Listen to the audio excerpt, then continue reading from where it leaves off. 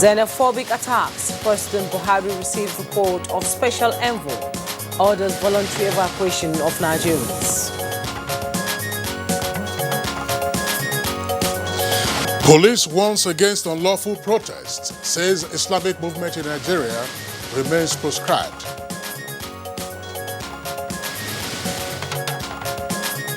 Speaker, House of Representatives assures state governors of fair distribution of the nation's resources. Governance is not for one person or one party. Governance is all about everybody, not just even the political parties, but even the people.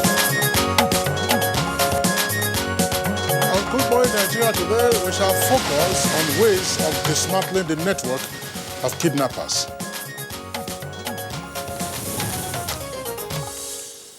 For the last few years, Nigerians have been grappling with issues of kidnapping, which seems to defy solutions to date. Well, Jumai, the spate of kidnappings has become a major problem to motorists and commuters on the nation's highways, thereby creating a feeling of insecurity amongst Nigerians as they travel by road across the country. Exactly, Kingsley, and I think that is the major reason for the upsurge in the number of passengers patronizing the train service along Kaduna-Abuja road.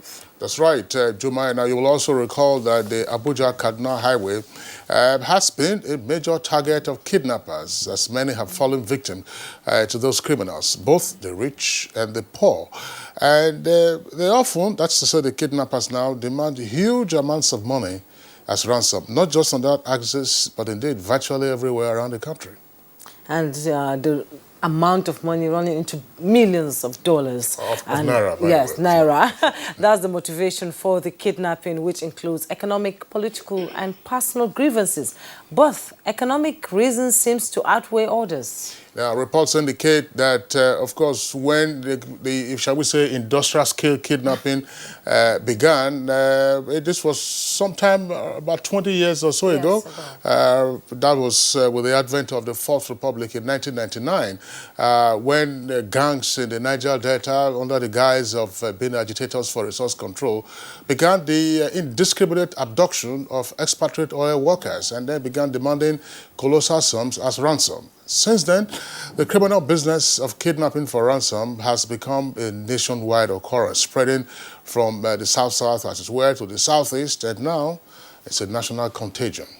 20 years in the running, and so many people have been kidnapped across the country in spite of the best efforts of security agents to arrest the situation for now. Well, still worried by the ugly developments, the incumbent Inspector General of Police, Mohammed Adamu, recently announced a new counter-kidnapping operational strategy, which is intelligence-driven.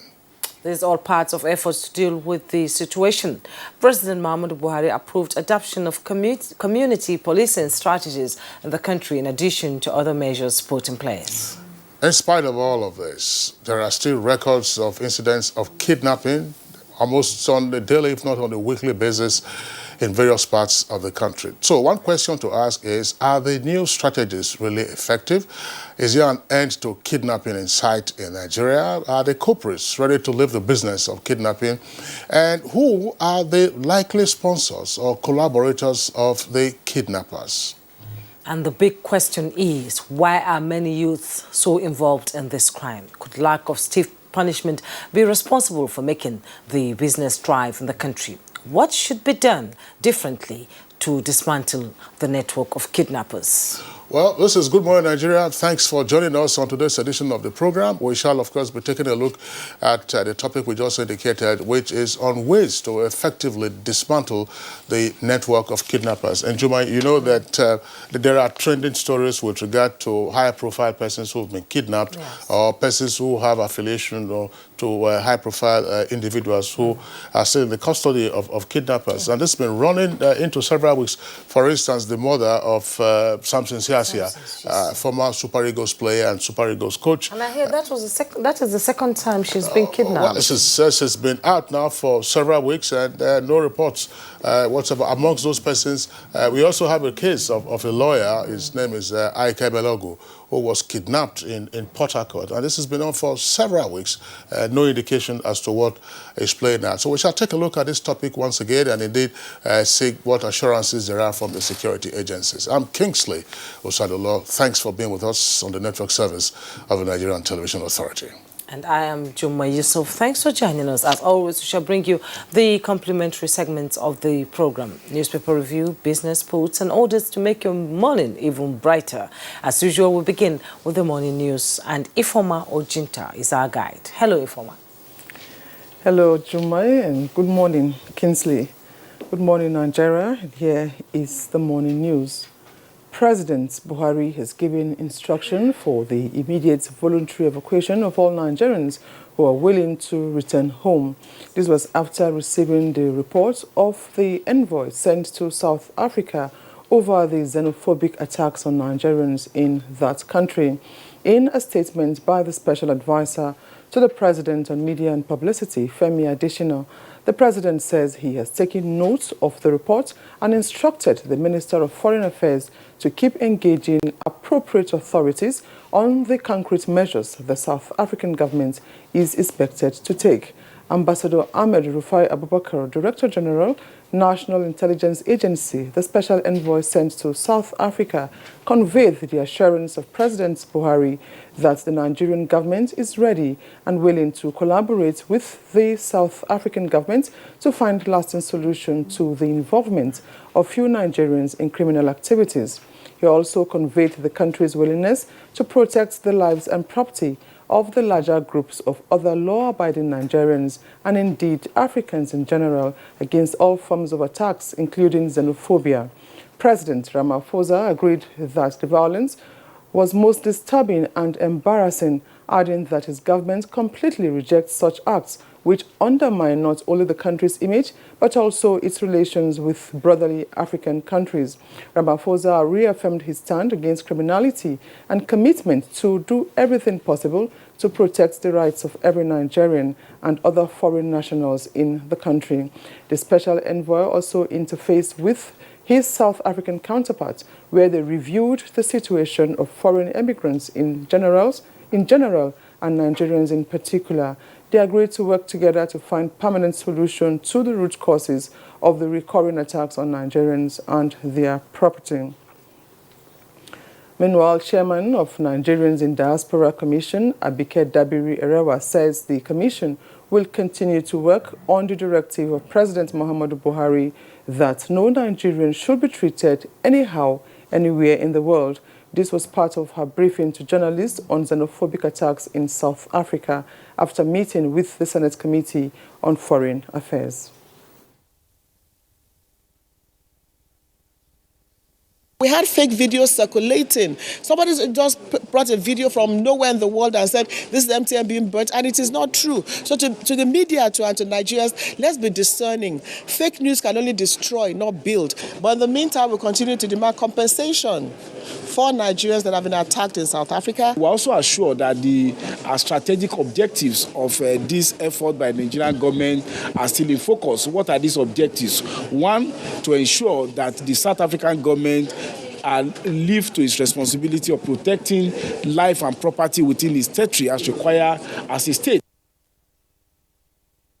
The Nigeria Police Force has warned some members of the proscribed Islamic movement in Nigeria who intend to embark on a nationwide procession to cause disruption of public peace, order and security in the country. A statement by Force Public Relations Officer DCP Frank Mba reiterates that in line with the Terrorism Proscription Order of 26 July 2019, the activities of the Islamic movement in Nigeria have been proscribed. Consequently, all gatherings or processions by the group remain ultimately illegal and will be treated as a gathering in the advancement of terrorism. To this end, the Inspector General of Police, Muhammad Adamu, directs commissioners of police in all the states of the Federation and the Federal Capital Territory, as well as their supervisory assistant Inspector Generals of Police, to put in place concrete measures to avert any planned procession by the Islamic movement in Nigeria anywhere in the country. The IGP also enjoins the public to avail the force with useful information as regards the activities of the proscribed Islamic movement in Nigeria. Nigeria and her development partners have indicated strong commitment towards achieving their targets, particularly the United Nations Sustainable Development Partnership Framework. This was revealed when the new country representative of the United Nations Development Programme, UNICEF, and World Food Programme presented their letters of commission before the Minister of Foreign Affairs, Geoffrey Onyama.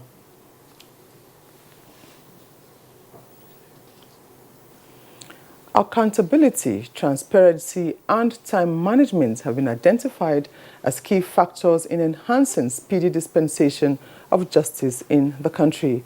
With these in mind, the National Judicial Institute is keeping judicial staff abreast with global practices in court administration and the management of court records to aid in the task of adjudication.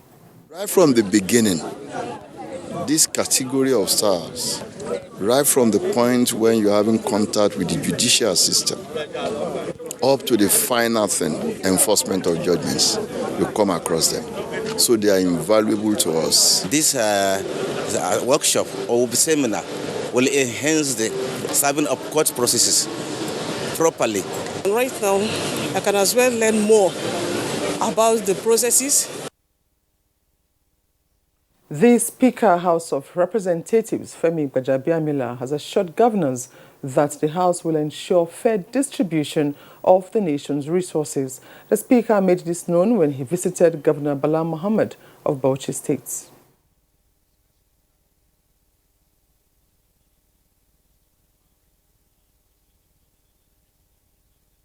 But I want to encourage that in the spirit that we in the House of Representatives of the Ninth Assembly have carried on the platform of a joint task between all parties and all tendencies, that you do the same. And I'm glad to see that is happening already. We recognize the vantage position of the federal authorities, and you are one of those that will help us a lot.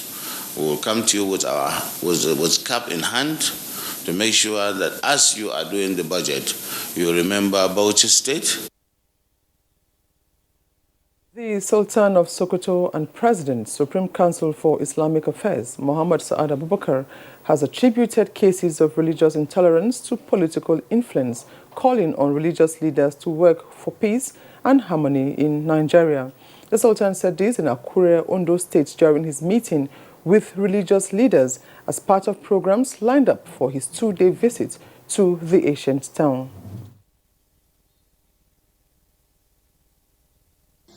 Be a bit cautious in the way you say things or do things. Don't politicize issues. We have seen how politics came into it. It's unfortunate. Very, very unfortunate. We must do God's ways accordingly. If you don't do that, there's no way we could live together peacefully. We must continue to have this inter-ethnic and inter-religious understanding and cooperation. And that's the news for now. Good Morning Nigeria continues with Kingsley and Jumai after this break. The outer framers, the hat tippers, the fringe growers, you don't need to hide anymore. Try Dettol Even Tone. It cleans and helps to reduce the appearance of blemishes caused by oil, dirt and germs, giving your skin a healthy feel for an even better you. Introducing the new Dettol Even Tone Pink Glow. Healthy skin feel for an even better you. Digital studio equipment is a critical aspect of modern television that requires special skills for their operation and maintenance. These skills define the content and output of television and are acquired only through professional training and experience. NTA TV College JOS is organizing a special 4-week intensive course on digital studio equipment maintenance for engineers and technical officers in public and private television stations. The course will equip participants with modern techniques, technologies, and skills for effective and efficient operation and maintenance of digital studio equipment. Also, a special 4-week course on intermediate photojournalism and photography will run simultaneously. It is an essential course for photojournalists, photographers, public relations, and information officers to upscale their skills and capacities in photojournalism. Participants will be equipped with modern skills in photo editing, studio, and outdoor lighting, and more in just a few weeks. The venue for both courses is the serene and secure environment of NTATV College near Old Government House, Rayfield, Jos. Date 16 September to 11 October 2019. Course fee 100,000 naira only per participant. Accommodation inclusive. For more inquiries, please call 0803-314-4383 or 0806-980-9807. NTATV College Jos, training you to be the best you want to be.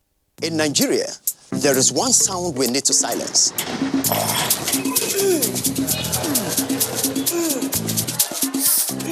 So let's silence toothache before it starts with Oral-B All-Round Protection. Its advanced technology helps prevent both tooth holes and gum problems that can lead to tooth loss. It strengthens your teeth, giving them all-round protection. Because the only sound we really want to hear is that of our future. For healthier, stronger teeth in 1 week. Thank you. Thank you, sir.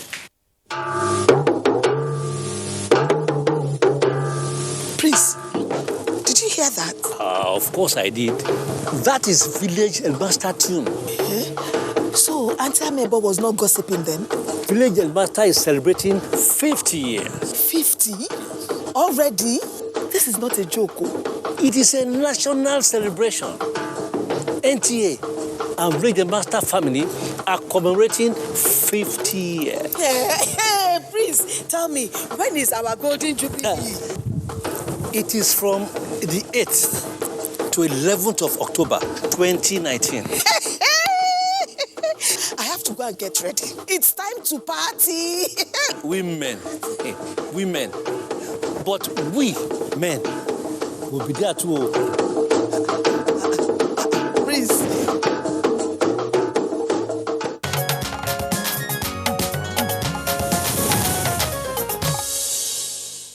The three tiers of government shared 3.8 trillion naira in first half of 2019. Details with Chimobi in our business news. The Nigerian Extractive Industries Transparency Initiative revealed that the three tiers of government shared the sum of 3.842 trillion naira in the first half of 2019. This was contained in the NATI quarterly review. The initiative revealed that the federal government received 1.599 trillion naira, states received 1.335 trillion naira, and local governments received 792 billion naira from the Federal Account Allocation Committee. According to the NATI review, the total FARC disbursements in the second quarter were 1.913 trillion naira, being the lowest since quarter 4 of 2017. Part of the review showed revenue in 2018 increased over the 2017 figures. However, such improvements have not been sustained so far in 2019. Revenue in the first half of 2019 was slightly lower than the first half of 2018. And in other stories, the Bureau of Public Procurement says it saved more than 26.86 billion naira for the federal government in 2018 after revising inflated contract sums submitted by government contractors. This was contained in BPP's 2018 annual report, where the Bureau reviews contracts awarded to contractors by ministries, departments and agencies of the federal government before issuing a certificate of no objection that allows the establishment to proceed with the projects. According to the report, in 2018, 86 certificates of no objection were issued by the Bureau to MDAs for contracts initially totaling 1.42 trillion naira, but later reduced to 1.39 trillion naira after the review. And now for a quick look at the closing figures on the floor of the Nigerian Stock Exchange.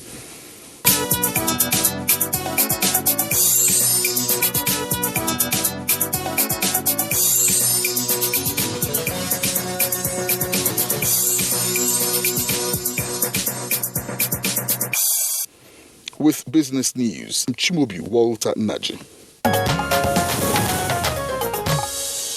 Thank you, Chimobi, for the business package. Up next for us on the program is a review of some of today's newspapers.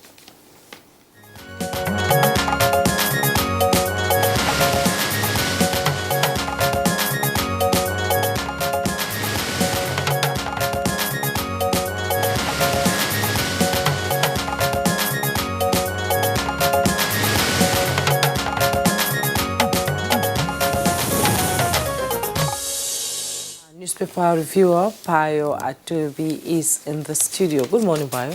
Good morning, Juma. Thought it was raining. Today, somehow, no, it didn't drizzle. Usually, the early mornings I felt like a day for the lazy man. You know, around 5, it will just start raining. Yeah. But today, somehow, it's dry. Yeah, it's yes. quite Good dry. morning, Nigeria. It's dry So far. So far, yes. Okay, let's begin. Joy, I think, let's begin with you. Yeah. We'll begin with the leadership newspaper on our paper review this morning. And just below the masthead, 334,141,000 disengaged workers withdraw 113 billion from pension funds. You find that on page 5. And FG states local governments share 33.8 trillion in first quarter of 2019. That's coming from NETI. That's on page 30. And our bold headlines there, PMB orders evacuation of Nigerians from South Africa, with riders 640 ready to return home tomorrow. Xenophobia aspire to reposition the nation. That's coming from ASU. DSS alerts on plans to undermine national security. IMN remains proscribed. That's coming from the Inspector General of Police. You find that on page 4. And the picture message there on the visit of the Speaker of the House of Representatives, Femi Gbajabiamila, to Bauchi State. Farmer-Heather clash. Joda calls for creation of National Livestock Development Authority. You find that on page 10. And on the bottom plate of the leadership newspaper, Tribunal affirms El Rufai's election, sacks Orji Uzo Kalu. You find that on page 33. Kogi governorship, Bello picks Onoja as running mate. That's on page 10. All prices rise as Saudi signals OPEC production cut. You find that on page 27. Bandits kidnap 6 on Kaduna-Abuja road. That's on page 8. Okay, let's take a look also at the front page of the Punch newspaper. The lead story is on the xenophobic attacks and matters arising therefrom in South Africa. Buhari receives envoy to South Africa and orders evacuation of 640 Nigerians. 2 riders, Air Peace designates 2 planes for operation, and Nigerians shouldn't be second-class citizens anywhere. That's according to the presidency. Details can be found on page 2. Back to school. That's what you find on the front page of the photographs of the Punch newspaper. Back to school. Pupils, of course, resumed yesterday. This was in Lagos, and you also saw there in massacre at Nasarawa State. And so the pupils, new academic session, 2019-2020. Now, let's go right then above the nameplate of the Punch newspaper and take a few of the headlines. It says, border closure has reduced petrol smuggling, says NNPC. That's on page 27. Use our diversity for development, says Sultan. I didn't demand 10 million naira from Fato Imbo. That's according to Busola Dakolo. And some people plotting to set Nigeria on fire. That story is coming from the DSS. That's the Department of State Services. Then back again to the front page, this time bottom half of the Punch, and below the photographs there. Gbajabiamila appoints Ganduje's daughter as aide. That's page 26. We are ready to die at Government House. Pensioners. That's page 26. And kidnappers release Kaduna Bishop's children 34 days after. That's on page 11. And of course, you have a number of crashes there and fatalities. 12 died in Nasarawa and Bauchi crashes. ATBU students injured. That's Abubakar Tafawa Balewa University. I paid only 8.9 billion naira day before handover. That's attributed to the ex-Bauchi state governor. He paid only 8.9 billion naira 24 hours before handing over. Bio. Well, let's start with the running story on xenophobia. President Muhammadu Buhari has expressed Nigeria's deep concern about the intermittent violence against Nigerians and their businesses as well as their property in South Africa. He was speaking after the envoy DG, National Intelligence Agency, returned from a mission to South Africa. The president stressed that there is need for South Africa government to take visible measures to stop violence against citizens of Nigeria and other broader African nations. He also expressed concern that xenophobia attack is affecting the standing of South Africa among the Committee of Nations. Nigeria will collaborate with South Africa to find lasting solutions to a few Nigerians involved in criminality. However, while protecting those who are lawfully working and earning their living, Nigerians, against any act of xenophobia. Nigeria will also guarantee the safety and the business of South Africans in Nigeria. Meanwhile, President Cyril Ramaphosa of South Africa also says he and South Africa are embarrassed by the violence and reject the whole process. He says he is against criminality and those that have committed it.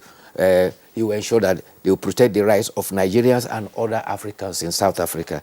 Nigeria and South Africa intelligence have also agreed to work together, especially in areas of finding solutions to the causes of xenophobic attack. Meanwhile, about 640 Nigerians who have volunteered to return are being prepared for evacuation between Wednesday and Thursday. While briefing members of the National Assembly, the chairman of the Diaspora Commission, Abika Dabri-Erewa, said 12 policemen in South Africa have been charged to court for killing Nigerians. 4 others have also been arrested. He says Nigerians who accepted repatriation did travel to South Africa on their own volition, and they also volunteered to return. However, upon returning, they will be introduced to the federal government social investment program as a means of earning livelihood, so that at least they won't be idle. Meanwhile, compensation is being pursued for Nigerians whose business have been disturbed in the evening. However, there was unfortunately violence against Sunday evening. A Cameroonian resident said he was around and he saw police watching as Zulu camp workers completely looted his boutique with the police watching. And anywhere they attack, they leave their sign there. Zulu was here, and they circle it. And so it's still going on, and it's not quite safe yet. Nigerians in South Africa have been advised to avoid volatile areas. Meanwhile, on the area of security, Department of State has warned that there are persons who are and individuals who are planning to undermine the peace and stability in Nigeria. Spokesman for the State Department Services, Peter Afunanya, says that the intent is to exploit political differences within and outside Nigeria to destabilize the nation with the aim of causing confusion and set the nation on fire by inflaming passion along religious lines, political lines, as well as violent outcome. The service has warned that all those spreading fake news on social media, as well as those who are indulging in this, will face the wrath of the law. Inspector General of Police also has reiterated that the Islamic movement of Nigeria and its faction of the Sept remains proscribed. The Inspector General, Mohammed Adamu, says that any procession by the IMN will amount to terrorism.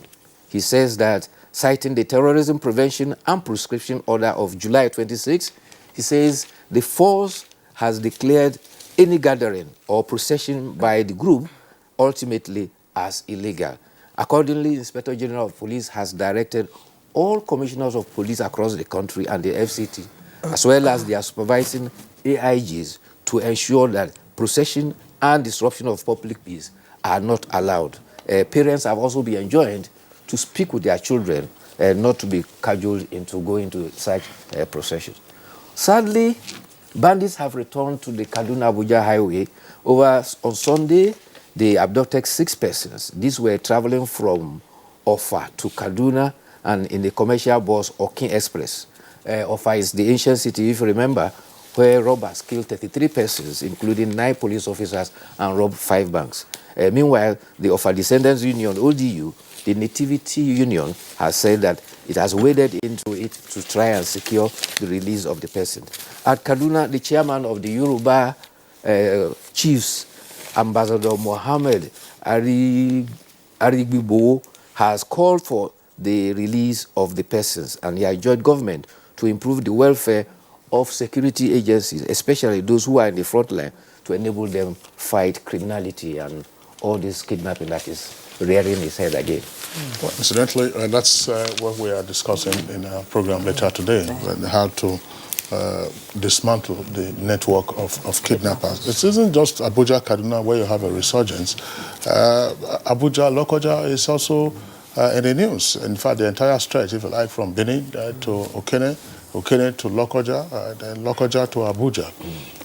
There have been reports of bus loads of passengers being kidnapped. And marched into the forest. Marched into the forest. There have been a few fatalities arising from those incidents, especially around the Abaji area of that route. Then, of course, you go to the south, it's the same thing. At some point, drivers who fly Yenogoa, Port Harcourt, said they were withdrawing their vehicles from the route because of insensate kidnapping that occurs. And in the northwest, too, banditry has completely almost been eliminated in Zamfara, but is resurging in Katsina State. That's right. So much so that the governor now had to go into the bush to start negotiating with the bandits. Well, let's continue with the Daily Times newspaper. Xenophobia, FG begins evacuation of Nigerians from South Africa. 320 Nigerians to land at Lagos Airport, says Air Peace boss, as fresh violence breaks out in Johannesburg. And then just below the masthead, Ashura procession, DSS, police, Shiites, set for showdown. With riders, your planned procession act of terrorism. That's coming from DSS and the police warning IMN. Annual March Our Religious Constitutional Right group claims. And the picture story there, coordinator, National Youth Service Corps, NYC, Federal Capital Territory, Hajia Walida Sadiq Isa, presenting a portrait to FCT Minister of State Ramatu Tijani during the closing ceremony of 2019 batch B stream of 2 orientation courses at FCT NYC Permanent Orientation Camp at Kubwa in Abuja. At the bottom plate of the Daily Times newspaper, CBN orders banks to remove interest rates, caps on goods and services. Xenophobia, Ezekwesili, Nigerians in South Africa demand apology from Ramaphosa. That's on page 4. Labor-intensive light manufacturing will attract FDIs, others, says Afrexim Bank boss. You find that on page 25. Uba brother lose as tribunal upholds Uba Ekwenefe elections. That's on page 12. Okay, very quickly, Daily Trust newspaper. Very quickly, Daily Trust newspaper. The lead story says prices of food items and others rise as borders remain shut. Closure, that's a rider, closure has reduced petrol smuggling, and that's attributed to the NNPC. Now, Bayo, just before you take these stories, let's also introduce the editorial, which is from the blueprint at page 12. And it says, as Nigerians await presidential tribunal's verdict.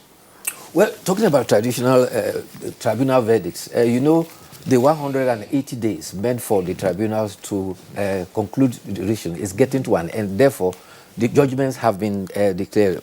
Some of the election petitions tribunal have delivered judgments, and some upturning some judgments and while confirming some. Governorship election tribunal in Kaduna State affirmed the election of Governor Nasir Ahmed Rufai, striking out the petition by PDP's Issa Ashiru. In Abia, the National State Assembly election petition nullified the election of Senator Orji Uzor Kalu.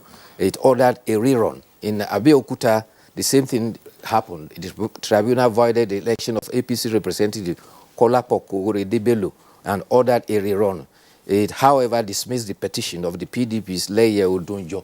And if you go to Sokoto, Sokoto, the tribunal nullified the election of PDP's Ibrahim Arzika for the State Assembly, and supplementary elections has also been ordered.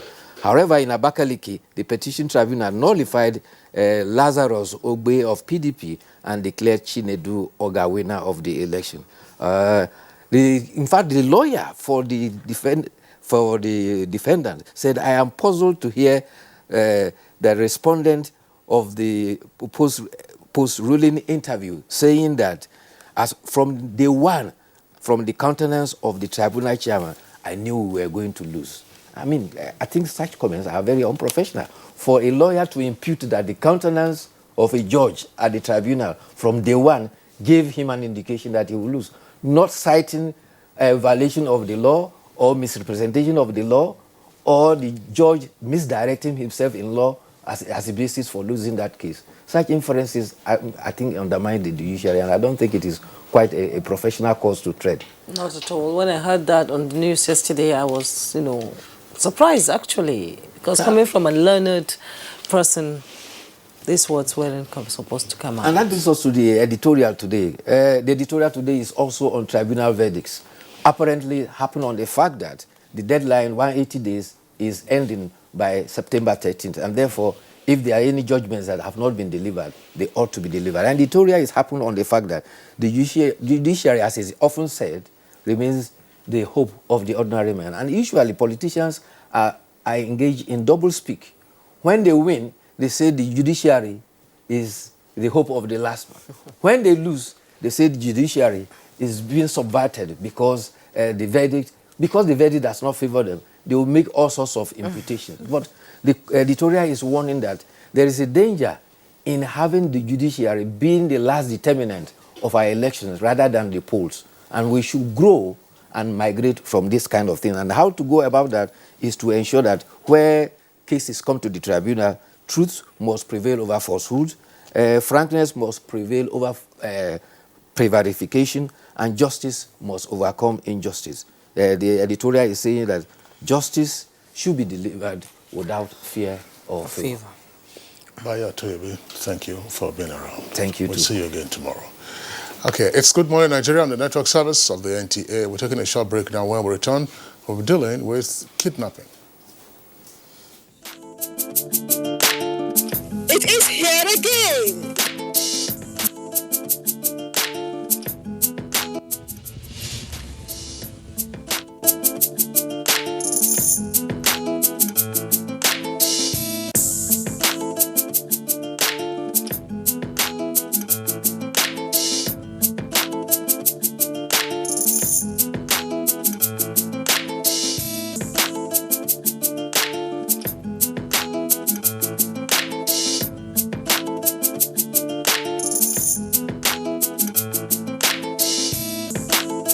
For more information, participation, and sponsorship, please call these numbers.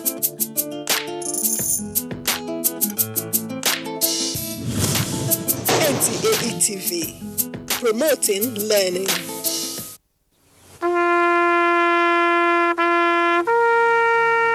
They are there at the crack of dawn. They are there busy preparing while we rise for our day. They are there silently, guarding, waiting, listening, and watching. They are there ready in the sky above and the waters below, in the blistering heat of the day, in the dead of night, willing, indefatigable, determined in the defense of the sovereignty of our country. They are our first line of defense and our last.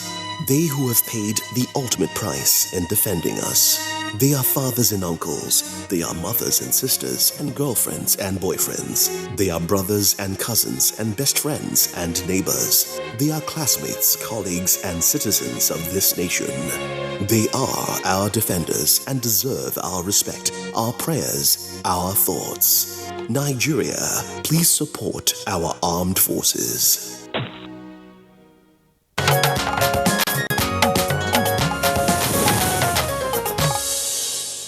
If you're just joining us, this is Good Morning Nigeria, and as prompt for our discussion, let's watch this Vox Pop put together by Abdulmalik Adiu.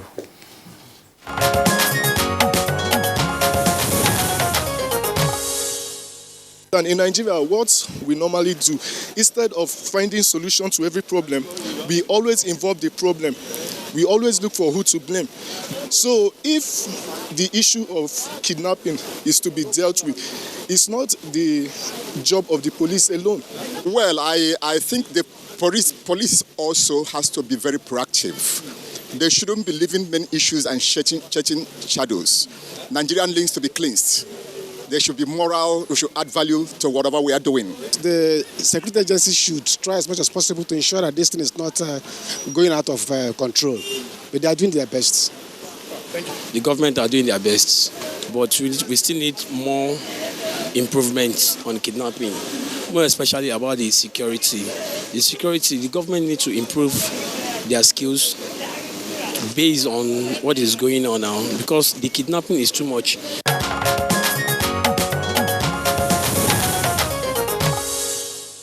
Comments there by some Nigerians on the spate of kidnapping for ransom in various parts of the country. With us in the studios to discuss how to effectively dismantle the kidnapping networks, let's welcome the Deputy Commissioner of Police, who is also the first Public Relations Officer, Mr. Frank Umba. DCP Frank Umba, pleasure to have you with us on Good Morning Nigeria. Thank you very much, and good morning, Nigerians. Also here with us in the studios, security consultant, Chief Mike Ejiofor, is the former director of the DSS. Chief Mike, pleasure to have you with us. Thank you very much. Good morning, Nigerians. Thank you. And from our Kaduna Network studios, we have two guests. One, of course, is a security expert, also been in the service in the past, Mohammed Ali. You see him there, he's in white, to the left of the other gentleman who is in brown. And he's Dr. Saleh Momale. He's a permanent commissioner of the Kaduna State Peace Commission. Gentlemen, in Kaduna, pleasure to have you with us on Good Morning Nigeria today. It's a pleasure, Mr. Kingsley. Good morning, Nigerians. Okay, so let's begin the conversation with the first Public Relations Officer, Mr. Frank Umba, who is here with us in the studios.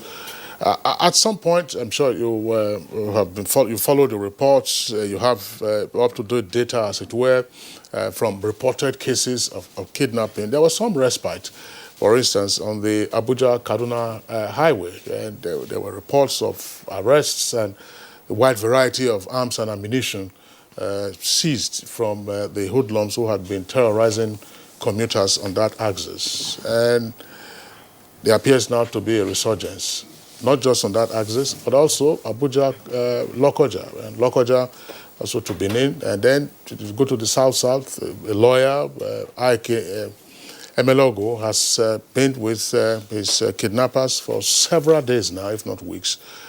Is a member of the NBA in Port Harcourt. The mother of Samson Siasia also arrested, and commuters have various tales. These are the reports that we get. But what is the data that the police have? Are we on top of the situation, or there is a relapse? And if so, what might account for this? I will first of all start by acknowledging the fact that indeed we've had serious challenges that has to do with kidnappings in this country. I also appreciate the fact that we acknowledged the fact that even in places notorious routes like Abuja-Kaduna Expressway, that security agencies, particularly the police, working together with community leaders and members, were able to bring down the kidnapping rates on those areas substantially. What you see today is not necessarily a relapse. Incidentally, again, I know, Kingsley, you love footballing, and I like to make this analogy. As serious-minded as the business of security is, the point remains that no matter how good you are, once there is a breach, once there is an infraction, sometimes it gives a whole lot of impression that everything has crumbled. And that's why we work 24/7 to ensure that we don't have such infraction. If you know the situation on Kaduna-Abuja Expressway before we came on board and before the Operation Pofada was launched, and you know the situation today and the fact that sometimes for a whole month, 2 months on a stretch, there are no incidents recorded, then you understand that there are a group of Nigerians who are working day and night to achieve that. But like I was trying to do an analogy with football, no matter how good a goalkeeper is, no matter how many clean sheets you have kept, the day there's a mistake and the goals and there are goals scored, sometimes it almost makes a mess of everything you have done. But I want to let Nigerians know that the police are not resting on their hours. And if you look at the statistics out there, if you look at the kind of arrests we've made, the kind of recoveries we are making, you will have a better picture. Let me give you an example. For example, between January and now, and end of August precisely, that's where the statistics stopped, we have arrested a total of 1,154 kidnapped suspects. And when we do these statistics, we look at suspected kidnappers arrested, suspected cultists arrested, and suspected armed robbers arrested, because there's a strong nexus between these three gen of crimes. Oftentimes, we have also discovered that it is almost the same set of people that commit those crimes. Between January and August, we've also arrested a total of 2,015 suspected armed robbery suspects. And I'm not talking of just people that snatch phones on the road. I'm talking of real big-time armed robbers. Within this same period under review, we arrested a total of 2,183 suspected cultists. Then, because we have established a very strong nexus between the proliferation of light weapons and violent crimes such as kidnappings, and again, because we have understood clearly that these weapons are like the oxygen that gives life to kidnappings, and without these weapons, these armed robbers, cultists, and kidnappers are as feeble and as powerless as any other person walking on the street. We have also paid close attention to dismantling the network of arms traffickers. And I can tell you, between this period under review, a total of 1,356 weapons of assorted makes were recovered, while a total of 21,300 rounds of ammunition of different calibers were equally recovered. The bulk of this recovery, again, are happening in border states. For example, in Shaki, in your state, where the chunk of the recoveries took place. And because we are paying attention to weapons, because we needed to snuff life out of them, we were able to dismantle 2 separate international arms smuggling syndicates. In fact, one of them incidentally happens to be the supplier of Wadume. And that have been clearly established. And we've been also able to link this arms smuggling syndicate to activities from North Africa, through the Sahel region, passing through sometimes Mali, Burkina Faso, and down through Benin Republic into Nigeria. And so, a whole lot are happening. And as I speak to you, by Thursday, we'll be talking to Nigerians on some of the latest achievement, latest haul, latest arrests and latest recoveries, which are not even part of the statistics I've just given out to you. So, Nigerians should just understand that I have a police force under a police leadership that is focused, that is determined, that has got what it takes to reverse the trend of criminality in Nigeria. But we must work together. There are so many criminogenic factors that are clearly outside the control of the Nigerian police force. And that's why a multidimensional approach is actually necessary and required in tackling the issue of kidnapping in this country. I am glad that our brothers in the customs service particularly has been doing a whole lot, intercepting a lot of drugs. The tramadol of this world. They've also been working with us and intercepting a lot of weapons too. These are activities that look sometimes distant from crime fighting, but these are activities that has very clear connection to violent crimes in the country. The bulk of the kidnapping enclaves we have demolished, you always discover that you will recover a chunk of tramadol, a chunk of all kind of illicit drugs, meaning that these criminals, in most cases, operate under Dutch courage. They don't just go out with their clear eyes. They operate under the influence of drugs. And so, as we are cutting off the supply of weapons, cutting off the supply of drugs, and then adopting other multidimensional approach, like sometimes the non-kinetic approaches, like what we're doing in Zamfara State, for example, where within this period under review, a total of 374 persons have been released unhurt from criminal dens. And incidentally, all these hostages that have been released, most of them were released without the firing of a shot. By the way, nationwide, we have been able to rescue a total of 837, but 375 were specifically rescued in Zamfara State alone. And what you could attribute that to is the use of non-kinetic approach, which is rooted on the concept of community policing and community engagements. Thank you so much, DCP Frank Uba. We'll get back to you, but we need to now link up with Mr. Mike Ejiofor. You were a victim along the Lokoja Okene Road.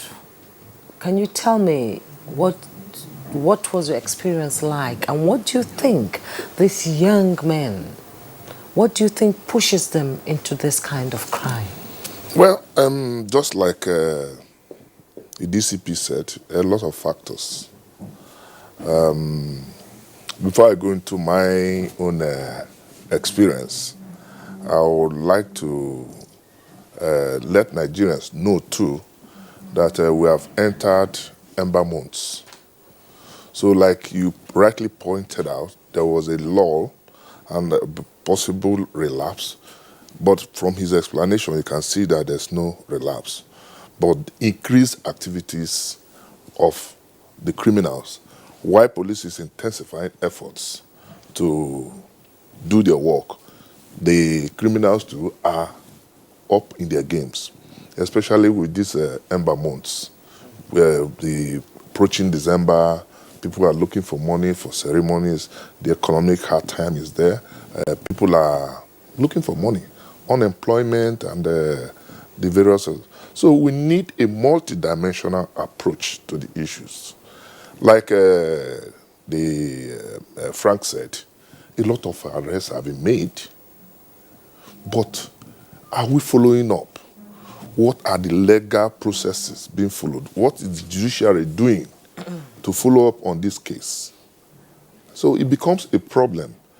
We also need to get the legislative arm involved in making stringent laws to discourage these people. So you see, like he said, police is working, the criminals too are working, but we need the efforts of Nigerians. Like he said, what is happening in Zamfara, for instance, we need the communities and the people to be involved in this fight. So coming to also think of checking this criminality and my experience, I've said this times without number, that we need to look into our security forces. I granted an interview in May this year where I said, based on my experience, that we'll have some of our security agents involved in this criminality. So we need to look inwards to fish them out. Otherwise, it's like building, planning, and the people who are working against are also there planning with you. So they expose most of the things happening. Like in my own experience, less than 200 meters from where I was kidnapped, they had a police checkpoint. Less than 200 meters. There was a checkpoint. And in my own experience, some of the people involved in my kidnapping, 4 of them were serving military personnel. It will shock you to know. And these people are organized in cells. They have, just like the police operates, you have your intelligence unit, you have your information, you have your operations, they're all segmented. They operate in cells. People give them information, not only giving them information, they have people who are marksmen. And you begin to ask, where did they train? The bulk of the people doing this, and I want police to look into it, either people who are aggrieved, they're dismissed from the force, or people who are still serving, but out of greed, are undermining the process. So it's a very big challenge. But I'm happy that our security agencies are on top of the situation. There is this synergy between the intelligence, that is the State Security Service. I'm very happy the cooperation between the IG and the DGSSS. I expect also that the relationship, the synergy, should trickle down to the lowest level, up to the local state, local government level. There should be this synergy and committees at various levels between the various security agencies to map out strategies on how this menace can be tackled, especially as we approach the Ember months. We're already in the Ember months, Mike.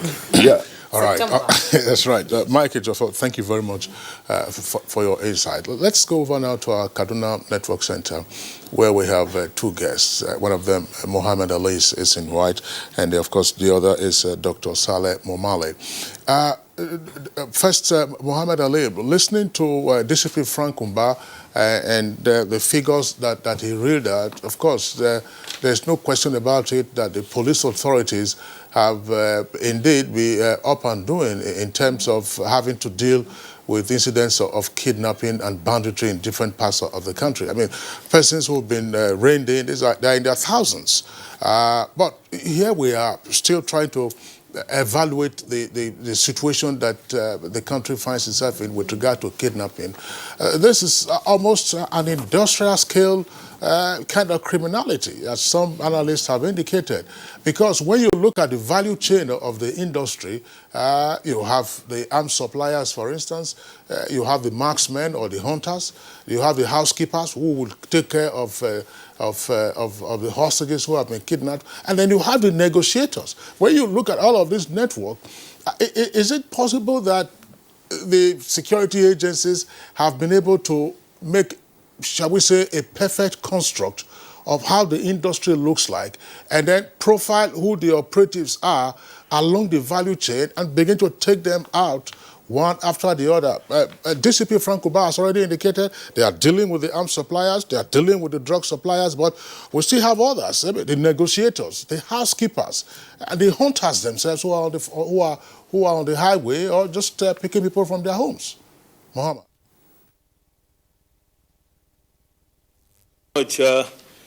We have heard from DCP Frank, they've arrested to date 1,154 kidnappers. But the question to ask is, what next?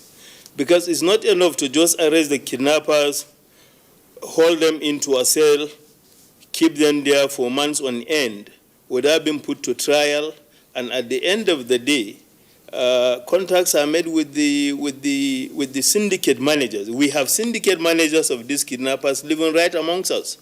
Contacts are daily being made with them. They bring over money, and these people are released in return for payment in millions. So, except this is also tackled and seriously, we'll continue to dream, and it is not just enough for us to dream. We need to take actions, drastic actions for that matter, in order to put an end to this challenge of the economy of violence. Because it is not just enough to arrest the kidnappers and then you keep them and feeding them. We have had situations where one single kidnapper has had confessed to killing 50 people, yet the police are keeping him. For what reason? Anybody that can confess to killing 50 lives, I believe he has no reason whatsoever to live the next 2 minutes. This is one. And as Mike Ejifo rightly said, we have within the services elements that are actually not supposed to be there. And this is why we need to look at our recruitment system. It needs to be looked at properly, because people who aren't supposed to be in the services are today working in the services. And this is why some of these robbers and kidnappers have informants right inside the services.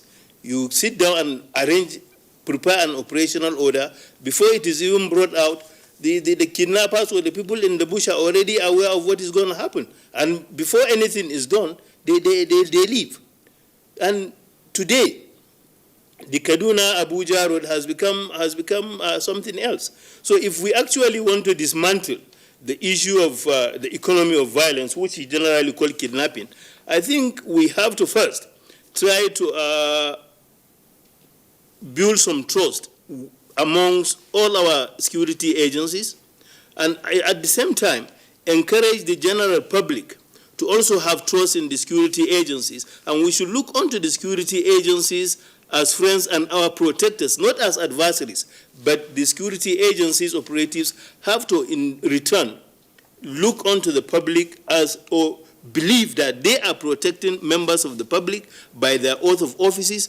They should do what is required by law to ensure that they work, and not just only work, but to ensure that they provide security to the utmost to all citizens. And if this is done, I think to a large extent we'll be able to end this scourge. Then secondly, the Kaduna-Abuja road has become a mystery, and this has also led to dozens of service personnel, be it the armed forces and the police. They defy going to Abuja or coming to Kaduna by road. They go by train. This, I think, is defeatist. So I hope Mr. President should give a standing order that no service personnel henceforth should travel between Kaduna and Abuja by rail. Let them all come by road. If this is done, I think we are taking the fight to the kidnappers. But by the time senior military and police officers are going to Abuja or coming to Kaduna by road, by train, leaving only their drivers to come to Kaduna or go to Abuja by road, we are sending a signal that the kidnappers are succeeded. So let everybody go to Abuja or come to Kaduna by road, and let's take the fight to these kidnappers. And the police are aware of where these kidnappers are not staying by the road. They are right inside the bush. The police know where some of these people are. Why aren't we going into the bush? Let's take the fight to them. We should not wait until when they kidnap people, then we go in search of them. We should take the fight to them. Let it be a fight to finish. This is what needs to be done if we are really serious about bringing an end to this irresponsibility of economy of violence. Muhammad Ali, thank you very much. Of course, we're still with you, gentlemen, in our Kaduna Network Center. Dr. Saleh Momale, who is a permanent commissioner, Kaduna State Peace Commission. I mean, let's take a look at it. Kaduna, it's been in the news. You can't talk about kidnapping without bringing in the name of Kaduna, Kaduna Abuja, Abuja Kaduna. what is it that either your peace commission or other related agency of the state have tried to do to ensure that some of the identified locations where these kidnappers hibernate are actually taken care of, or information provided to the security agencies to get the persons flushed out? Thank you very much. First of all, I must appreciate the program and for the focus on this issue. And I must admit that I really appreciate even the title of the discuss, Dismantling the Network, which is at the core of the issues. Overall, responding to the issue that you just raised, I'm not a security expert, so I'll be looking at the issues from a peace-building perspective. I think the major challenge that brought us up to this stage is, first of all, the issue of confidence, and confidence among both the security agencies and the general populace. And I think all the other speakers have mentioned this. The level of trust, cooperation, and interactions, as well as the approach and manner of operations of Nigeria's security agencies, and how they address grievances from genuine community members, as well as the way and manner they treat suspects, whether those suspects are truly criminals or those suspects are not criminals in themselves, have driven many communities, many societies to be so scared and so afraid of linking up and working with the Nigerian security establishments. And I think this is one critical factor. And this is one of the reasons why providing intelligence services to security agencies, to security establishments have been very difficult. And I think addressing this and rebuilding this confidence, which the Nigerian police and many other security agencies are trying to do. But many of the operatives within the security systems either are not adequately trained on how to deal with the general public, or for other ulterior motives deliberately work against or the ethics of those professions, help in destroying this essential cooperation that is needed in addressing this challenge. Secondly, again, is with respect to capacity. For example now, if you look at the initiative by the Inspector General of Police in creating the special anti-kidnapping unit, I cannot remember the exact name, in the Office of the Inspector General of Police, headed by Abba Kyari. I always said that looking at Nigeria, the population of the country, the scale of these criminal activities, it is impossible for one centralized national unit to be able to deal with this upsurge that is happening in every nook and cranny of Nigeria, happening not only in urban areas, but remote rural environments. So what is, for example, the financial requirement that is needed to build the capacity of every divisional police headquarters in this country to be able to perform the same form of actions and activities and investigations that the IGP unit is doing in Abuja? Is it beyond the capacity of the Nigerian state to finance, or what is really the constraint? So we have to scale up these excellent initiatives of the Nigerian police, the DSS, from just one centralized operational base to multiple operational base with enhanced capacity to respond to some of these issues. The third issue, again, and I also like the word you use, the industrial scale nature of this crime. In essence, so many layers of the Nigerian society are involved. However, two things in my understanding over these years are there. Number one, the Nigerian security establishment were not adequately trained and prepared to deal with the rural crime. What I mean by rural crime is crime in the rural areas, crime in the wilderness, in ungoverned, maybe forest, and things like that. The Nigerian security establishment were not trained to deal with those kind of crimes. Then the second aspect is also the capacity of the Nigerian ordinary, let me say, police man on the street, a sergeant, a corporal, to be able to analyze evidences, to be able to reason and think deeply to understand the interconnecting factors in every crime scene. And the inadequacy to adequately do that has led to focusing of the attention until very recently on only one aspect of the criminal industry, which is the foot soldiers. What I mean by the foot soldiers is those people that just go out on the highway, block the road, and pick up a person, or who goes to his house with guns, pick him up, and take him away. All the attention, or in the previous years, has just focused on this one person. Attention on other actors, who are the entrepreneurs or who are the managers of this criminal syndicate, who are mostly well-educated, urban-based criminal gangs, well-organized, well-informed, with connections to different layers of political power, are those that are organizing and orchestrating this crime. They recruit foot soldiers. They link up with, like the DCP said, the international drug chain and the international drug trade. So addressing this issue holistically, looking at all the actors at all the levels and trying to see how to integrate the approach using the multidimensional security establishments that we have from the Nigerian Customs Service. I'm very happy the DCP mentioned that.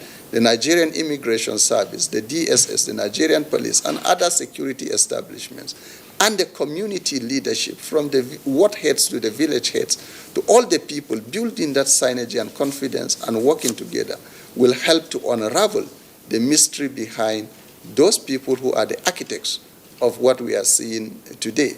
So overall, yes, so many information exists out there, and many people within the public domain have a lot of information to provide in unraveling the identity of some of these groups. But for the sake of fear of reprisal from the gangs in themselves, as we have seen in many states, like Zamfara, Katsina, and even here in Kaduna State, where criminal gangs attack communities because they have provided information to security establishment and destroy such communities in large numbers, mass killings, has made a lot of people to fear for their lives, and therefore the inadequate cooperation. So many of these areas are known, and I believe that if we begin to understand these issues and see it as an industrial scale enterprise, which must be dismantled, then we will be able to develop alternative strategies that will bring in all the stakeholders and work with vast majority of Nigerians to deal with these criminal groups as well, including the perpetrators of the crime at all levels of the society, as well as within the security establishment themselves. Okay, still talking security, it's everybody's business. And away from the center, let's look at Kaduna State and the strategy being put in place by Governor Ahmed Orufai in intelligence gathering and dismantling the checkpoints along the Kaduna-Abuja highway. What is the way forward? Do you think that we're making progress there?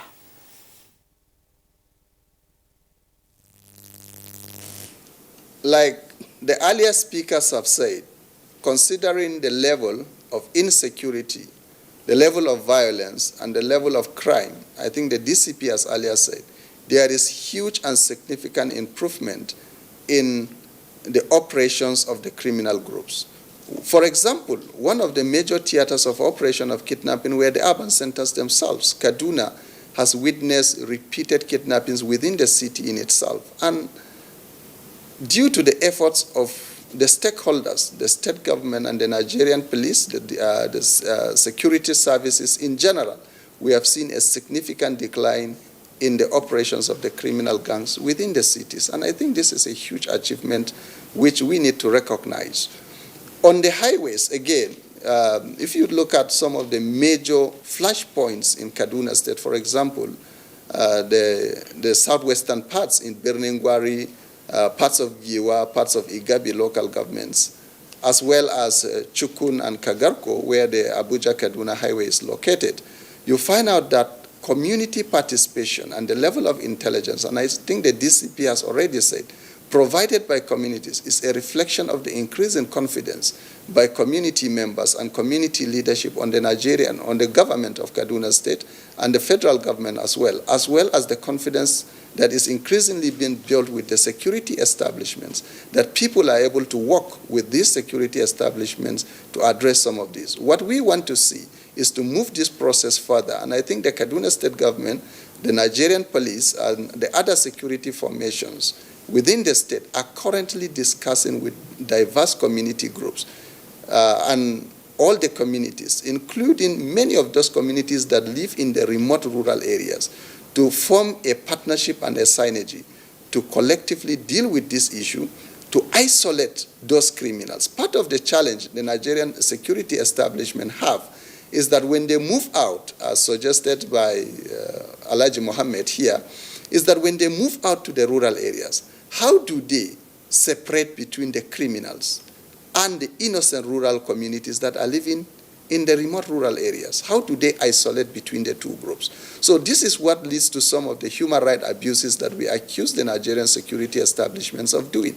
Because when they move to these areas, they cannot be able to distinguish between the honest rural dwellers and the criminal gangs within those rural environments. And forging this synergy now will enable us to isolate the criminal groups in themselves and collectively with the security agencies focus our attention on those criminal groups. So it is very important that we build confidence with the rural communities, give them our trust their leadership, work with their leadership to isolate the criminal groups and target them.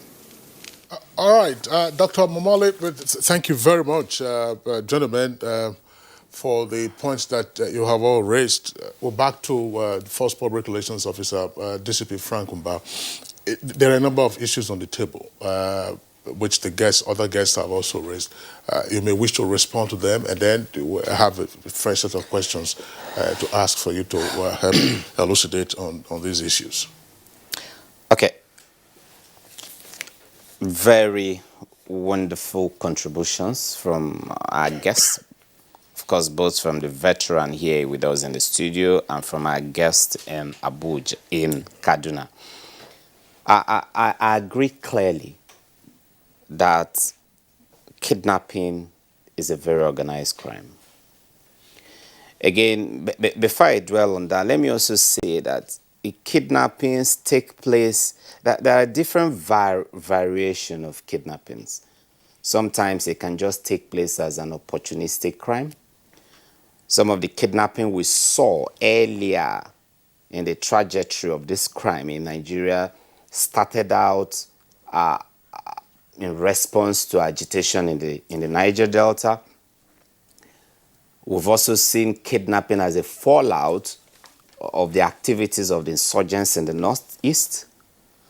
We've seen kidnapping as a tactical fundraising tool by terror organizations, and we've seen that also in the Northeast. But most recently, we've seen kidnapping as a pure economic crime, well organized. And the two most brutal and the two most organized are when they are used as a tool by terror organizations as a tactical fundraising mechanism, or when they are carried out not just as mere opportunistic crime, in which case they can just take whatever you give them the next day and let go, but when they are taken as a pure economic venture in a very organized form. And these are scenarios where you find that they are well laid out and well organized across all levels, from the informants, from those that run the intelligence network that actually gather information on intended targets, monitor the intended targets, understand their routine, their movements, and the best time when they will be vulnerable. And that's when you see some of the analysis you made, the housekeepers, the nurses that even come to treat them. Because the truth is that for the kidnappers, you are only valuable, not you, Kinsley. Thank you very much. The victim is only valuable as long as the victim is alive. So they go the extra miles of making sure the victim stays alive. And so they feed you. They don't want to feed you to become too relaxed, but they feed you. And then there are the arms suppliers. There are those that supply them with women. Because they stay in isolated areas, a whole lot of them still want to womanize. So they have people that ferry women to them. They have those that takes charge of the food. And we understand this very, very well. In one of the cases we'll be discussing on Thursday, the actual investigation started with the arrest of a lady. Lady who goes into the forest, clothed in her hijab, with the AK-47 well hidden under the hijab, and he goes. She's actually working with multiple syndicates. So she actually takes weapons from even one syndicate to another syndicate, organizes the rental, organizes all kind of activities. And the moment we picked her up, we began to pick every other one after the other. We'll be talking to Nigerians on that case soon. And so, thank you. So we understand these different level of operations clearly. If we didn't, we wouldn't be making some of these arrests we are making. We also understand, again, that the security agencies are not a collection of angels. Certainly not. No matter the level, the intensity of your background check, sometimes some terrible characters could still slip in. And it happens not just in our climb, but in other climes. But the most important thing is that each security department must have the capacity to keep monitoring its personnel. Even those who entered pure could suffer what you call behavioral capture. They could suffer a sudden mutation in their personality. They could get hooked on greed.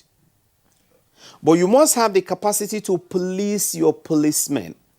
And I can tell you, within the Nigerian police force, we do that effectively. And I can tell you that the DSS is also one agency that does that extensively. I can speak about these two agencies because I know more about them. Beyond the fact that they have a common history, I understand this too. And so, we must continue to admit the fact that these agencies are not collection of angels, and then we must continue to do whatever is necessary to keep our personnel in check and monitor them. Because, when people come into the services, they come in with their different DNAs. That's right. You can't alter those DNA. You can train and retrain and train and retrain. Having said that, you also understand again that sometimes you have what we call the dispersal effect of crime. The latest arrest we are making on Kaduna-Abuja Expressway, incidentally, and some of the arrests we also made in Nasarawa, is also clearly pointing to the dispersal effect of crime. What do I mean? When we started stabilizing Zamfara, there were a few of the bandits or a few of the criminals in Zamfara who now moved out. Zamfara has become stable. Even their colleagues, previous colleagues, have repented, and they know they can't do anything there because those ones will give them out. In fact, some of the arrests we are making in Zamfara now, it is actually the repented ones that are actually taking us and sometimes arresting and handing over to the police. So they have to move out. So having cleared Kaduna-Abuja Expressway and you had that long period of peace, there was a downward migration. But I can assure Nigerians that it's just a matter of time because we've started picking them. We picked some in Nasarawa also, who incidentally migrated from Zamfara. And that's why you can see that the Inspector General of Police decided to adopt a holistic approach. What the IG has been doing in the past few months has been taking each geopolitical zone as a block. Visit there, organize a security summit for the region, bring the governors together, bring the commissioners of police together, bring other security chiefs in that region together, bring all the stakeholders, the traditional rulers together, and develop a template for dealing with that region, and then move to the other region. Why? Because we discovered that because of the geographical contiguity and the similarity in the terrain, there are things, when crime happens, sometimes you find that similar crimes happen within that axis. So, and when you deal with it state by state, they simply move. So when you deal with that within that area, within that larger zone, you tend to have a better hold on it. And will we replicate those formulae or those solutions that are working? We'll replicate them, recreate them, customize them, and adapt them to suit each of the geopolitical zones, and that's exactly what we're doing now. DCP Frank, thank you very much for the reassuring comments and insights that you have made to the extent that is useful to disclose what has worked. Other studies, of course, will remain under wraps. There are other issues for you to respond to, but why still on this your last explanation with regard to the strategic approach developed and then been implemented by the IGP? There's one point that Mike mentioned, and indeed the other two guests in Kaduna, Muhammad Ali and Dr. Momale. I would like Mike to come into this. And the issue relates to what one can label as, shall we say, the philosophy of security management. We have seen in the military, civil-military relations, the office was created some years ago, arising from, of course, the activities in the Northeast. And General Rogers Nicholas, who was in charge, I think he probably was a pioneer, nice officer, and so on and so forth. And the point that's also been made in this conversation today that in terms of the philosophy of security management, there seems to be an otherness, a distance between security agencies, not necessarily defense now, and civil society, or shall we say the civil populace. Rural areas, for instance, they give out information, they are not sure what the police will do with it, or what the DSS might do with it, or what civil defense might do with it, and then eventually they get some of those communities get to be attacked by the bandits, and it's creating that distance. What can be done to boost the relationship between the civil population and security, if you like, the intelligence community? Yeah, you see, like Frank said, I am happy that it's not only Frank, but it's Frank in his discussions. Talking seriously, talking seriously on the relationship. I think initially, or prior to this time, yes, there used to be this issue of people afraid of giving out information or afraid of reprisal on disclosure of sources of information. Well, I don't think that's a major challenge now, because I'm aware that, just like you said, civil-military relationship, to some extent, it's going to be difficult to have civil-military relationship, although that unit was created to build confidence among the populace. Civil-military relations, military is not actually tailored towards maintenance of law and order, civil law per se, but the police. So the onus is on the police to build that confidence. What of DSS? And among the populace. The SSS, for instance, has its own chain of information. It's an intelligence agency. Police is the action agency.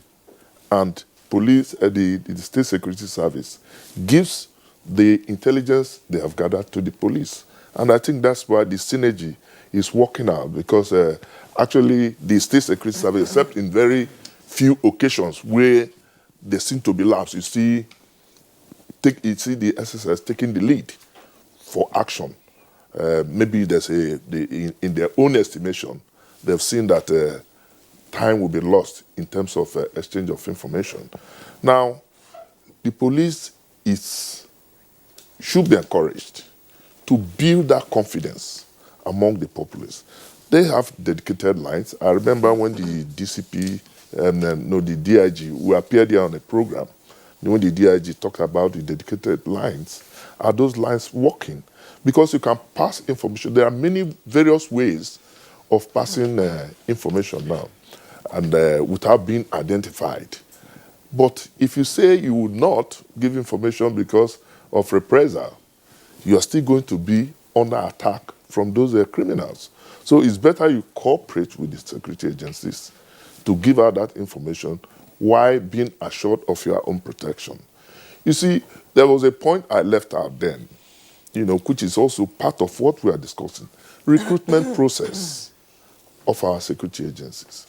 In fact, when I heard that story, this Wadume story, it was like, a fantasy, something that cannot happen, where people went on operation. And you see people in service go and kill people who are on service. It's unheard of. That will show you the depravity in our society. And what does it tell us? We need to change our attitude, both within and outside the service. We must be concerned as Nigerians.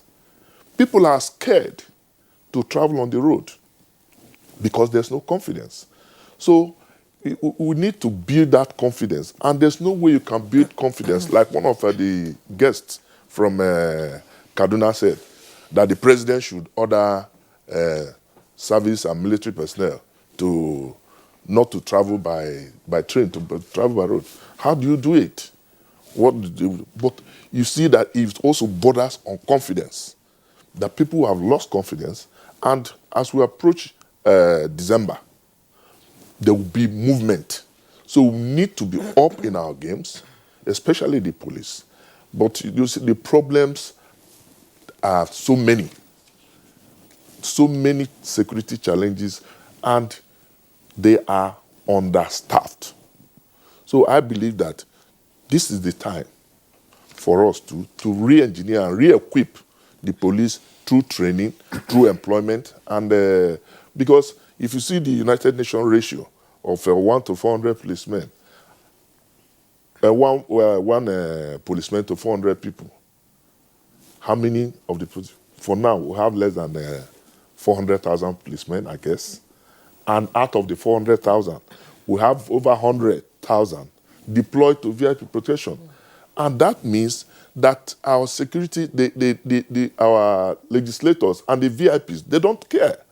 So like the speaker from Kaduna said, the IG, as dynamic as it is, should also try and withdraw some of these people from these VIPs so that they feel the pinch of what ordinary Nigerians is feeling. Because if they go with police, they don't care.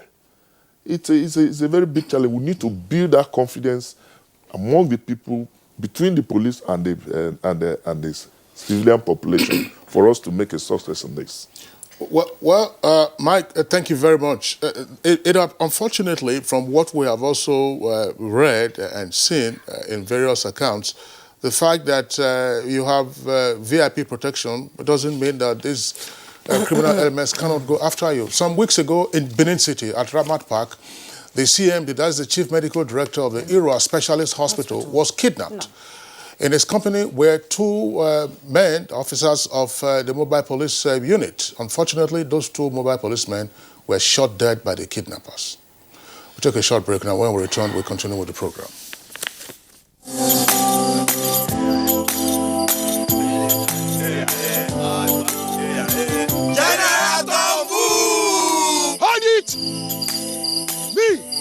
I don't wash my hand from oil bunkering. General, what you going to yarn? What did the yarn say? I don't understand, though. Because they spoil our water and our environment. And they cause our people serious harm. Militants is there. You know good. Me, I not do again, Sam. Because why? Change begins with me. This message is brought to you by the National Orientation Agency in conjunction with the Federal Ministry of Information and Culture.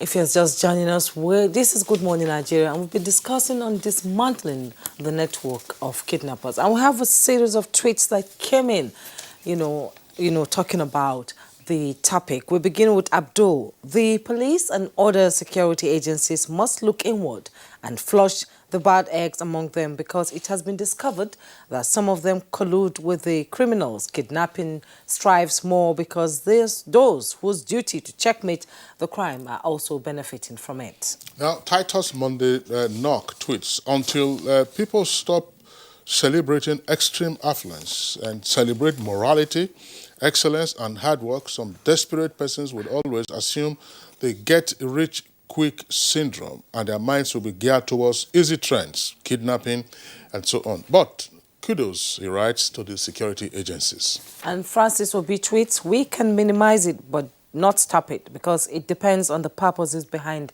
the kidnapping. In the 50s, the Europeans kidnapped Jaja of Okobo when they felt he was not cooperating with them. Similarly, it happens today, depending on who is sponsoring them. Now, let's go to Ohahu David.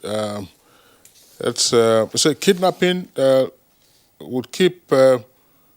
it says kidnapping, as far as people still have access to large amounts of money, will still be on. Now, the only way is to stop large cash withdrawals from banks and make it difficult for anyone to be paid in cash, but via transfers only, so that they will be traceable. And Steve Bond 007, not the James Bond actually. So in his opinion, most victims are never rescued but have ransom paid. The kidnappers are never paraded, which makes them mysterious. With the revelation of Hamisu Wadume, it's obvious some security agents from both sides might be involved. Now, Hassan Labaran says, in reality, what you don't know is bigger than you. So the battle to degrade the networks of kidnappers is a colossal task that cannot be easily realized because of the hydra-headed nature of a said network. Their barons and dogs of vandalism are living amongst us. And Dino Nisima tweets, I want to believe kidnappers have the backings of strong, influential Nigerians, members of our armed forces inclusive. Not too long ago, a sitting governor met with a group tagged as bandits brandishing weapons on live media. This is sad and disgraceful. Now, Igbatigbe Zekere tweets, now most of these kidnappers are sponsored by individuals who see kidnapping as lucrative business, and the people carrying out the acts live among us. Dismantling the network would also require the cooperation of network of security agents, traditional rulers, and other individuals. And Marsha Akemu tweets, kidnapping is now a big and profitable business due to ransom payments, lack of community policing, lack of jobs and poverty, compromised security agencies, etc. My suggestions are that FG should improve the economy. All security votes should be for all Nigerians. Okay, well, those are the tweets that we have in the meantime. Let's return very quickly to our guests in Kaduna. Mohammed Ali, I still would like us to dwell on the aspect relating to the philosophy of security management. Dr. Momale was talking about the fact that, look, there's a great deal of distance, and we all experience this, between the civil population and the security, let's just say the intelligence agencies. I mean, if you are a DSS official, people normally would seek not to befriend you because you say that that man is an intelligence officer, so don't give him anything, otherwise it might betray you or otherwise get you into trouble. How do we build these trusts? How do we ramp up the level of interaction and cooperation amongst the people so that the people feel that, look, that's the intelligence community, they are there to serve them. And they are there not to compromise them, but to serve them. And the fact that the healthier the relationship between the people and the security agencies, the better it is, for everybody. And along with that, because I see we're getting pressed for time now, Mike raised one issue. How should the security and defense agencies handle the cases of officers, who misbehave and are often summarily dismissed? These are persons who have been trained in weapons handling and all kinds of things. You dismiss the man or dismiss the woman, and a few months later, the man, looks for a gang, attaches him or herself, and then, it's back to part of the industry of kidnapping. So 2 issues for you, Muhammad Ali. First, there is the issue of individual differences. Being an intelligence officer does not make you a superhuman being. In fact, that is that even makes you a better person, better in the sense that you need to bring down yourself low and mingle with members of your community or people within the grassroots, because that is where the intelligence lies. That is what you can, where you can reap whatever you need that is of intelligence benefit. So, but most importantly, when people give you information and you work on it, it is important you don't disclose your source. This is the particular aspect that is making people a little bit wary of giving out information. We have had cases where people give valuable intelligence information, and at the end of the day, it is not acted upon. But the informants later become victims of the people whom they gave information about. So I think the present operatives in the field should learn to keep their sources secret, because nobody is under compulsion to disclose his source. But we have had cases where people, operatives, disclose the source of their information, and you find at the end of the day, the informants pay for it dearly, sometimes with great risks to their lives. So this, I think, is an aspect that needs to be looked at. And during training, people are informed of the import of keeping our sources secret. But unfortunately, because of the craze for Naira on Kobo, people go extra miles to engage in things that are actually unethical and against the code of conduct of the services. So this, I think, has to be drummed time and again, particularly when operatives are in training colleges. This has to be put into them time and again. And again, on the other aspect, we have to look at the pattern of recruitment. Because of the era of politicking, to some extent, the process of recruitment has been a little bit bastardized. People are not picked or recruited on the basis of merit, but on the basis of who are their handlers or backers. This is also affecting the services, both the DSS, the police, and all the other security agencies in the country. So people should be recruited on merit, not on who their backers are. If this is done, we'll also be able to make good of the work that they are supposed to be doing. Then on the second aspect of your question, which is about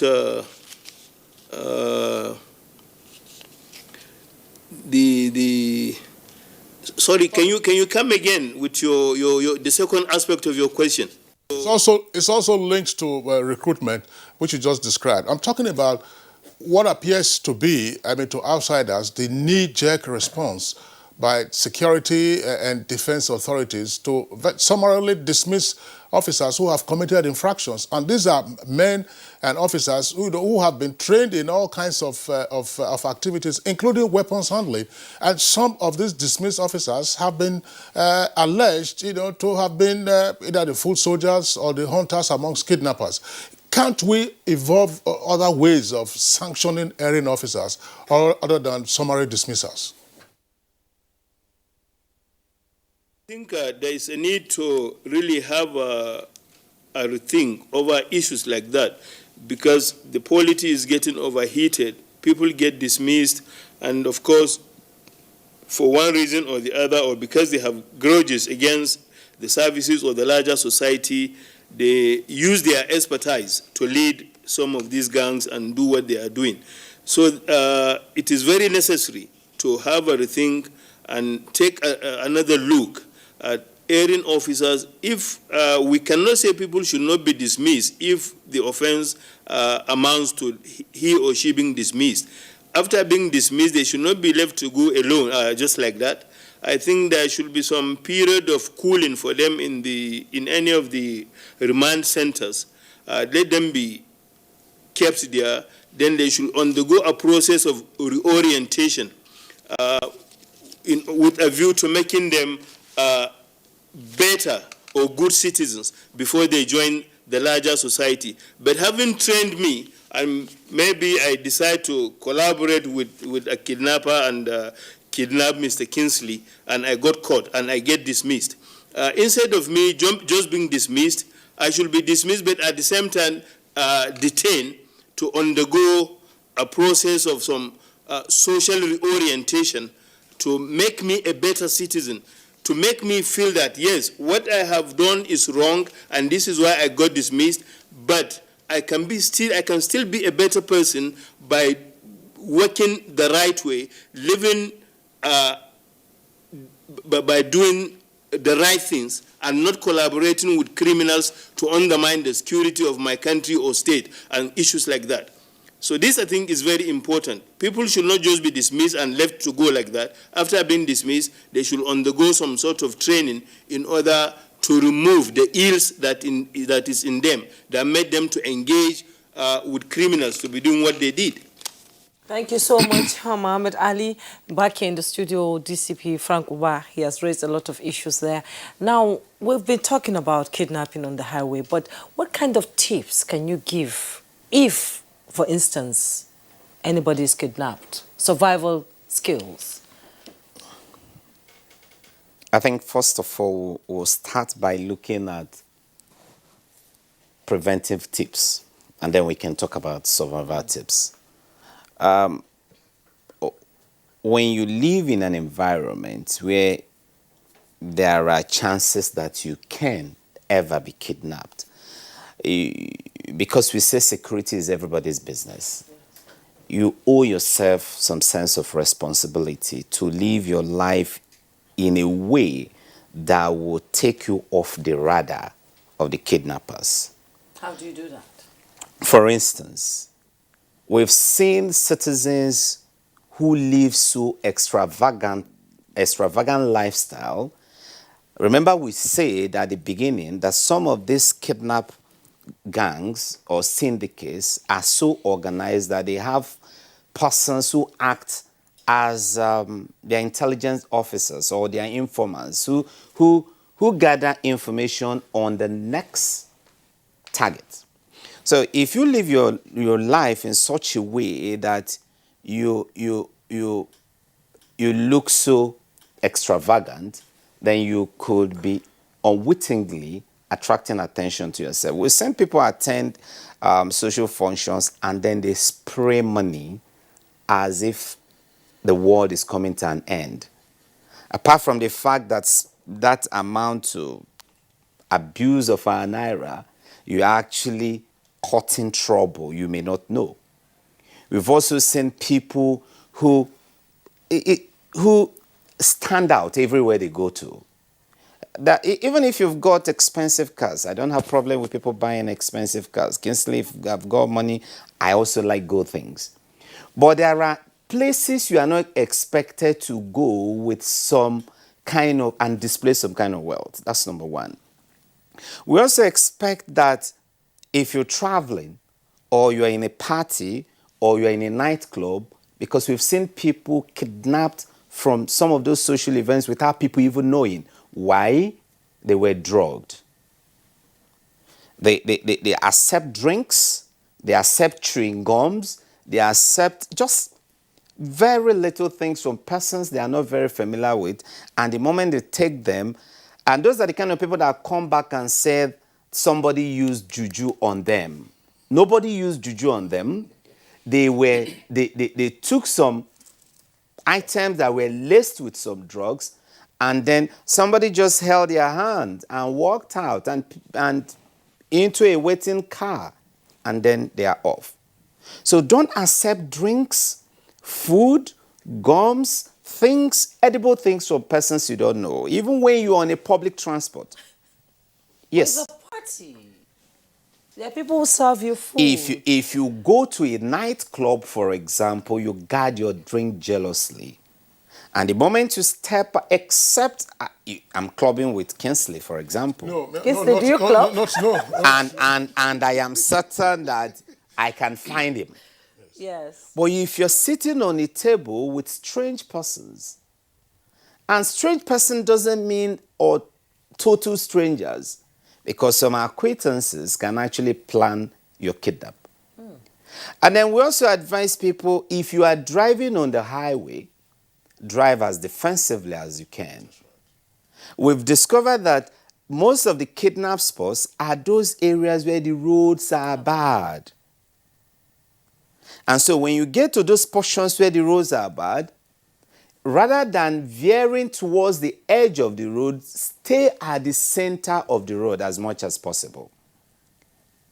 No matter how bad the roads are, maintain a certain level of speed that could get you off as much as you can. We've also discovered that the most important time to escape from kidnappers is at the time you are about to be kidnapped, if the environment are ripe. You can make noise, you can attempt, but once you've been taken into custody, it could be very dangerous. I'm sure Chief Mike will tell you his experience. And usually I also tell people that the most dangerous time in the entire kidnap drama is the first few minutes when you are being kidnapped. At that point in time, the kidnappers are irrational. They are as panicky as you are. They are temperamental. They can pull their trigger at the slightest provocation. So you need to keep your heads as calm as possible. The moment you survive that first few minutes, and you could say that even at that point in time, they can still assault you even when you are cooperating. They can still choose to slap you, to tell you how irrational they are then. But the moment you survive that first few minutes and they do not pull the trigger, they throw you into the car, you survive until they get to their destination, you will just suddenly notice that they begin to get relaxed. Because they themselves are beginning to get that sense of safety, security, and accomplishment of their first stage. So you must stay calm. But I tell people, in over 90% of all kidnap situations, particularly when the purpose is to get ransom or for economic reasons, you will come back home if you are able to manage their temperament and manage the first few minutes. So it's important you understand that. And if you do, you will certainly survive. And don't just plan your escape indiscriminately. It might be nice to attempt an escape, but you must be sure that the indices are all right. When you are with kidnappers, the last thing, when you're with kidnappers, try as much as possible to just prepare yourself mentally that you are there for a long stay. It is better to prepare for a long stay and then leave the next day than to hope you are leaving the next day and have an extended stay. And when you are with them, they are human beings. You can build rapport. You can build rapport and you can break their defenses. But be careful about the information you give them, because just like cops do, they also play the bad guy, good guy game. and they try to elicit as much information from you as possible. And those information that are obtained from you can be used by the negotiators in negotiating your ransom. This is P. Frankenbach. This is getting more interesting. But again, we virtually overrunning at this time. We'd like to appreciate you and indeed the other guests. Chief Michael Jofo, lawyer and former director of the DSS. Frankenbach is also a lawyer. From our Kaduna Network Center, we're joined by Mohammed Ali, security consultant, also a former service personnel, as well as Dr. Saleh Momale, who is a permanent commissioner of the Kaduna State Peace Commission. Gentlemen, we really appreciate your being part of our discussion today, and we do hope that our viewers have been better enlightened from what you said. It's on that note, we'd like to thank you for tuning in. Good Morning Nigeria returns tomorrow, same time, 7 o'clock in the morning. Until then, have a nice day. My name is Kingsley Osadolo. And I'm Juma Yusuf. Do have a great day.